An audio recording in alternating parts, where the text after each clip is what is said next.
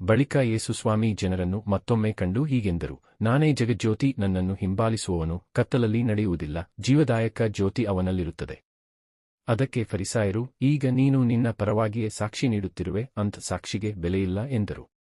ಅದಕ್ಕೆ ಯೇಸು, ನಾನೇ ನನ್ನ ಪರವಾಗಿ ಸಾಕ್ಷಿ ನೀಡಿದರೂ ನನ್ನ ಸಾಕ್ಷಿಗೆ ಬೆಲೆಯುಂಟು.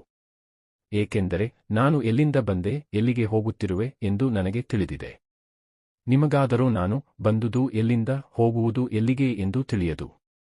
ನೀವು ತೀರ್ಪು ಕೊಡುವುದು ಲೋಕದ ದೃಷ್ಟಿಯಿಂದ.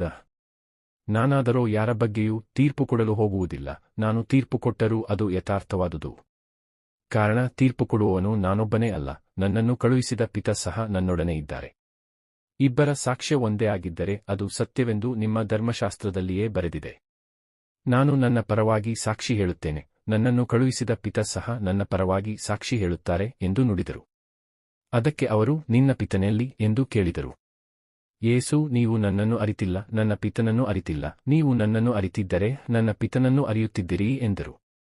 ಮಹಾದೇವಾಲಯದೊಳಗೆ ಕಾಣಿಕೆ ಪೆಟ್ಟಿಗೆಗಳನ್ನಿಟ್ಟ ಕೋಣೆಯಲ್ಲಿ ಯೇಸು ಮಾತಾಡುತ್ತಾ ಹೇಳಿದ ಮಾತುಗಳಿವು. ಅವರುಗಳಿಗೆ ಇನ್ನೂ ಬಾರದಿದ್ದ ಕಾರಣ ಯಾರೂ ಅವರನ್ನು ಬಂಧಿಸಲಿಲ್ಲ.